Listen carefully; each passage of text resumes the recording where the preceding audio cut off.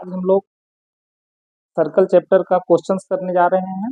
कुछ क्वेश्चन कर लिए थे। क्वेश्चन एक्सरसाइज 10.2 का जो है एक्सरसाइज 10.2 का क्वेश्चन 1 to 4 हम लोग का हो गया था, कंप्लीट हो गया था। हाँ, क्लास 10 का 10.2 और इसके 3 क्लास ऑलरेडी हम ले चुके हैं। इसमें ये हमारा फोर्थ क्लास है। फोर्थ में आज हम लोग इसके नेक्स्ट क्वेश्चन करेंगे, मतलब क्वेश्चन नंबर 5 से स्टार्ट करेंगे पढ़। हाँ, क्वेश्चन नंबर 5 का सॉल्यूशन देखेंगे क्या है। तो सबसे पहले आप लोग एनसीईआरटी बुक अपने पास रखिए और हर क्वेश्चंस को लिखना संभव नहीं है, इसलिए हम क्वेश्चंस को पढ़ेंगे। हाँ, prove that the perpendicular at the point of contact to the tangent to a circle pass through the centre. क्या कह रहा है? Prove that the perpendicular to the point of contact to the circle pass through the centre.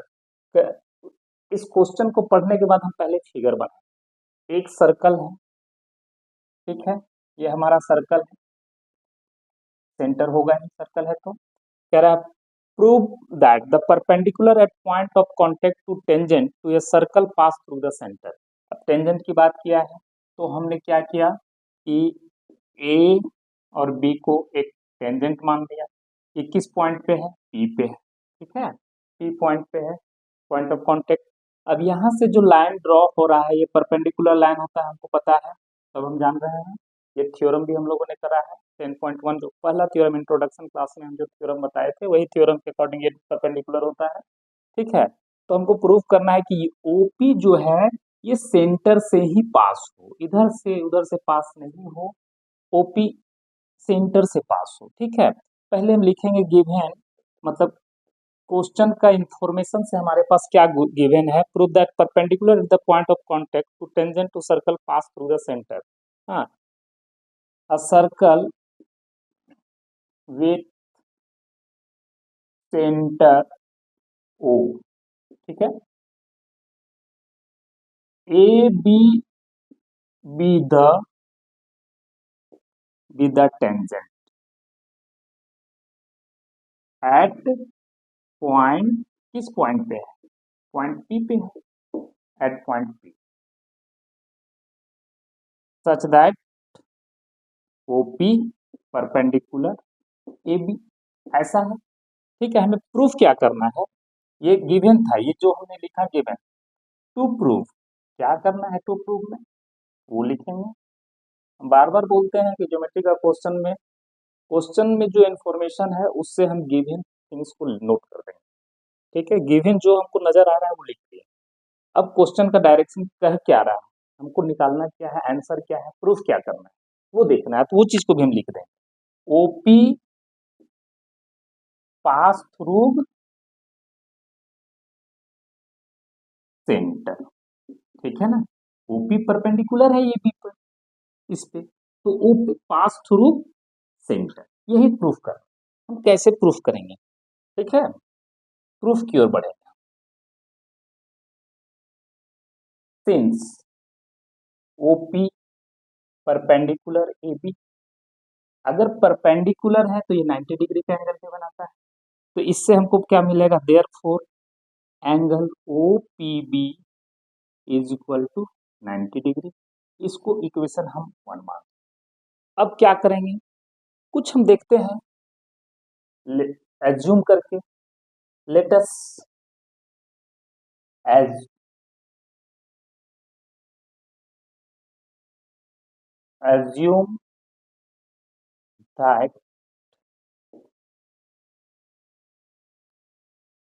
X, कोई point मान लिया मैंने, x is a point, ठीक है, सच दैट, कैसा पॉइंट हमने माना है? Such that X P perpendicular A B, ठीक है। हमने क्या माना कि एक्स पी जो है ए बी पे परपेंडिकुलर है, ऐसा हमने मान लिया। तो क्या मिलेगा इससे हमको? क्या मिलेगा? विच गिव, क्या मिलेगा? Imply this angle X P B is equal to 90 degree मिलेगा, इक्वेशन सेकेंड। अब देखिए, एंगल ओ पी बी एक हमारा 90 डिग्री है, थ्योरम 10.1 के अकॉर्डिंग, और हम एज्यूम किए कि एक से पॉइंट लिए, इसको परपेंडिकुलर हम एज्यूम किए, दिख नहीं रहा है कि वो परपेंडिकुलर है, बट हमने ऐसा एज्यूम कर रखा है। तो जब हम क्या एज्यूम किए, तो फ्रॉम इक्वेशन 1 and 2 हमको इक्वेशन 1 and 2 से क्या मिलेगा, दोनों जो है सो 90 डिग्री है, दोनों 90 डिग्री है, तो that means angle O P B is equal to angle X P B, दोनों 90 डिग्री आ रहा है। अब देखिए, क्या ओ पी बी तो 90 डिग्री है, मुझे पता है, क्योंकि ये सेंटर से इस पे परपेंडिकुलर पॉइंट ऑफ कांटेक्ट के जो टेंजेंट है उस पे परपेंडिकुलर है, ऐसा थ्योरम भी कहता है, ये तो हम कंफर्म है। बट ये हमने एज्यूम किया ऐसा, क्या ये पॉसिबल है, जब कोई लाइन इधर से अगर आएगा यहाँ परपेंडिकुलर, तो हमने ये ये पूरा होल है, ठीक है, ये 90 डिग्री। अब ये एक पार्ट एंगल बन रहा है ना, इस एंगल का कुछ टुकड़ा है, ठीक है, तो एक कंट्राडिकेशन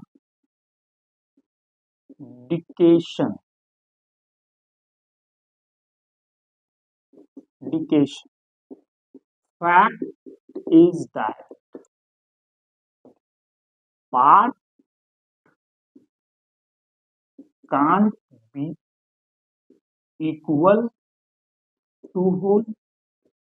फैक्ट तो यही कहता है कि जो टुकड़ा है वो पूरे का बराबर नहीं हो सकता। तो ये क्यों कंट्राडिक्शन हुआ, तो जब हमने एज्यूम किया था कि ये परपेंडिकुलर है, ठीक है, जो सेंटर से पास नहीं करता है, हमने ऐसा एज्यूम किया ना एक अदर पॉइंट एक्स को जो कि सेंटर से पास नहीं कर रहा, ये परपेंडिकुलर एज्यूम किया है, ये तो रॉन्ग हो गया हमारा एज्यूम्पशन। तो आवर एज्यूम्पशन इज रॉन्ग। अगर ये रॉन्ग हो गया तो क्या होगा सही, सही यही होगा कि जो सेंटर से पास करेगा, तो वही हम लिखेंगे लास्ट में, हैंस क्वेश्चन में एक बार फिर prove that perpendicular at the point of contact, hence perpendicular at the point of contact to the tangent to a circle pass through the centre. ठीक है, प्रूव्ड हो गया, यही चीज तुमको प्रूव करना था, ठीक है, सिंपल सा। ये सर्कल है, उसमें टेंजेंट है पॉइंट पी, और ओपी परपेंडिकुलर है ए बी, ये गिवन था। हमने टू प्रूफ क्या किया, ओपी पास थ्रू सेंटर, यही प्रूफ करना था। प्रूफ में चलते हैं, ओपी परपेंडिकुलर ए बी, ये तो थ्योरम 10.1 के अकॉर्डिंग, तो परपेंडिकुलर है तो ये एंगल हमेशा 90 डिग्री होगा, ठीक है, तो 90 डिग्री। अब हम क्या किए, let us assume that X is a point such that X P perpendicular A B. हमने एक ऐसा पॉइंट यहाँ से एज्यूम कर लिया जो सेंटर पे नहीं है, अदर पार्ट पे है, वहां से हमने परपेंडिकुलर मान लिया। अब अगर ये परपेंडिकुलर है हमारे एज्यूम्पशन के अकॉर्डिंग, तो एक्स पी बी भी जो है 90 डिग्री होगा। तो हमारे पास एक इक्वेशन ये आ गया, एक इक्वेशन ये आ गया, दोनों इक्वेशन हमारा बराबर हो गया। तो सिंपल सी बात है कि कभी भी part can't be equal to whole, ठीक है, ये होल का एक हिस्सा है, एक पार्ट है, ये कभी इक्वल नहीं हो सकता है। तो वही है, it contradiction fact is that part can't be equal to whole. हाँ, so our assumption is wrong, ये हमारा एजम्पशन रॉन्ग हो गया। Hence perpendicular at the point of contact to the tangent to a circle pass through the centre, ये prove हो गया, ठीक है। तो ये हो गया क्वेश्चन। अब नेक्स्ट क्वेश्चन पे हम बात करेंगे, अभी क्वेश्चन नंबर 6 की तरफ चलेंगे। अब तो रब करते हैं,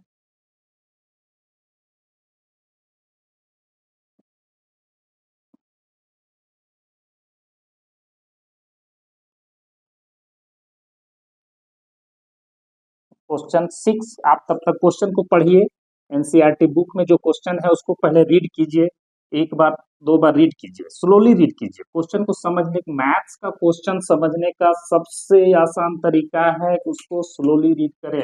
बच्चे क्या करते हैं, फास्टली क्वेश्चन पढ़ जाते हैं, उसको कैसे बनेगा समझ में नहीं आ रहा, तो ऐसे नहीं होता। आप स्लोली दो बार कम से कम क्वेश्चन को रीड कीजिए, ठीक है। क्वेश्चन 6 में क्या है सो देखेंगे आप।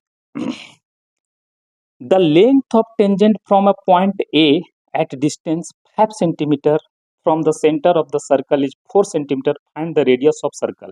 देखिए क्वेश्चन में क्या है जी, टेंजेंट का जो लेंथ है वो 4 सेंटीमीटर है। बच्चे यहाँ क्या गलती करते हैं कि 5 सेंटीमीटर मान लेते हैं, क्योंकि क्वेश्चन में पहले क्या लिखा है, the length of tangent from point A at distance 5 centimetre from the centre, यहाँ तक पढ़ना है, ऑफ सर्कल इज 4 सेंटीमीटर। मतलब टेंजेंट का लेंथ कितना, एक सर्कल है, ठीक है, एक टेंजेंट बना लिया मैंने।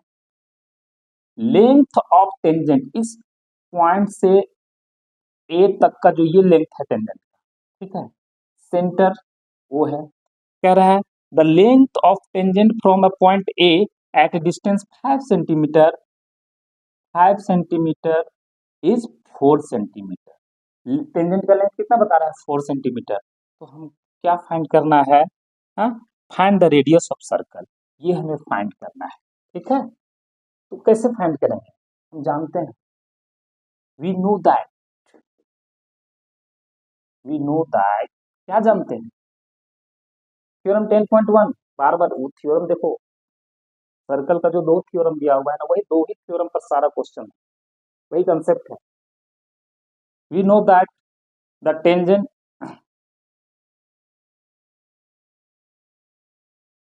line drawn, a line drawn at tangent to the circle is perpendicular to the radius through the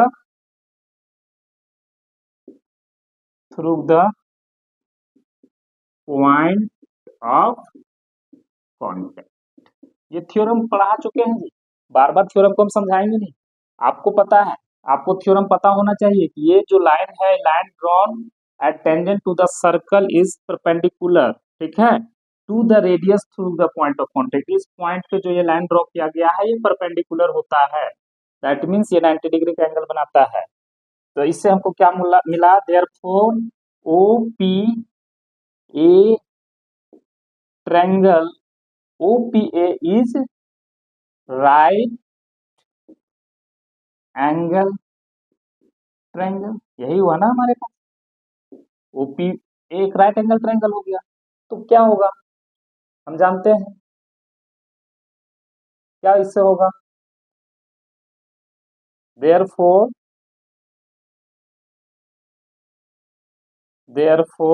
by Pythagoras theorem क्या होगा हमारे पास, O A square is equal to O P square plus P A square. तो O ए का कितना है, 5 का whole square, OP निकालना है, यही तो रेडियस है ना, प्लस पी ए 4 स्क्वायर, ठीक है। जब ऐसा हो गया तो फिर क्या करेंगे, 25 equal to O P square plus 16, अब 16 इधर आएगा, क्या हो जाएगा, 25 minus 16 equal to O P square equal to 9 O P square. फिर हमें यहाँ क्या मिलेगा, ओ प्लस अरेंज कर दो 9, ठीक है। तो O P equal to what, √9, तो O P equal to 3 centimetre, यही आंसर हो गया हमारा, रेडियस का आंसर हो गया, ये चीज का आंसर कितना हो गया, 3 सेंटीमीटर। क्लियर, कुछ नहीं था, बस थ्योरम याद करना है, पहले तो क्वेश्चन पढ़ के फिगर बना लेना है। जब हमारा फिगर बन जाए तो फिर हमको क्या है कि थ्योरम पे बैठा के देखेंगे, इस थ्योरम पे आ रहा है तो डेफिनेटली है कि ये जो है सो राइट एंगल ट्रायंगल बना रहा है, तो फिर इसमें क्या है, हाइपोटेन्यूज दिया हुआ है, बेस दिया हुआ है, परपेंडिकुलर फाइंड कर देना, कौन सा बड़ा चीज, सिंपल है, ठीक है। अब नेक्स्ट क्वेश्चन हम लोग जो देखेंगे, क्वेश्चन 7, अब देखिए,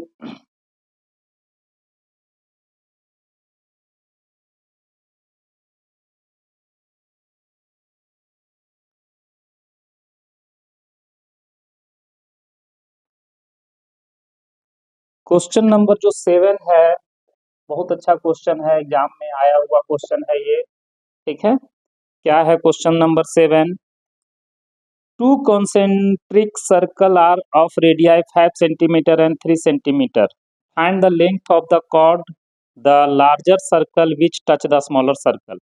Concentric circle क्या होता है जी, पता है ना? सेंटर एक हो, सर्कल दो हो। सेंटर सिंगल है, सर्कल उसमें दो है, ये कॉन्सेंट्रिक सर्कल हो गया। ठीक है, दैट मीन्स ऐसा फिगर बनेगा कॉन्सेंट्रिक सर्कल का। ठीक है, ये ओ सेंटर है। The length of the two concentric circle are radii 5 centimeter and 3 centimeter. Radii की बात कर रहा है, तो रेडियाई जो है सो छोटा वाला का होगा 3 सेंटीमीटर, बड़ा जो सर्कल है उसका रेडियाई 5 सेंटीमीटर होगा। ठीक है, कह रहा कि find the length of the chord of larger circle which touch the smaller circle. अब एक हमने कॉर्ड बनाया जो स्मॉलर सर्कल को टच किए कर रहा है। ठीक है, ए और बी कॉर्ड है लार्जर सर्कल के लिए। ठीक है, बट स्मॉलर सर्कल के लिए टेंजेंट है ना, इस पॉइंट पे टच कर रहा है। अच्छा, कॉन्सेंट्रिक सर्कल का रेडियस कितना था? एक छोटा वाला का 3 सेंटीमीटर, बड़ा का 5 सेंटीमीटर। ठीक है, यहाँ तक कोई दिक्कत नहीं। अब पूछ रहा है कि length of A B is equal to 1। A B का लेंथ फाइंड करना है, सिंपल सी बात है। फिर वही वी नो थ्योरम को फिर लिखेंगे।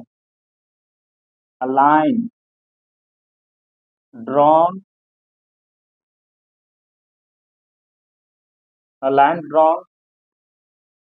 to the tangent of circle is perpendicular to the radius through the point of contact। ठीक है, पॉइंट ऑफ कांटेक्ट ये है कि इस पे ये परपेंडिकुलर है। क्लियर? तो फिर हमको नहीं दिख रहा है ओ पी एक right angle triangle, therefore O P A triangle O P A is right angle triangle. ये राइट एंगल ट्रायंगल हो गया। तो क्या होगा, हमको निकालना है एपी, निकल जाएगा यहाँ से बेस। ठीक है, तो O A square is equal to O P square plus A P square. O A 5 का whole square is equal to O P 3 का whole square plus A P square, है ना। 25 is equal to 9 plus A P का whole square.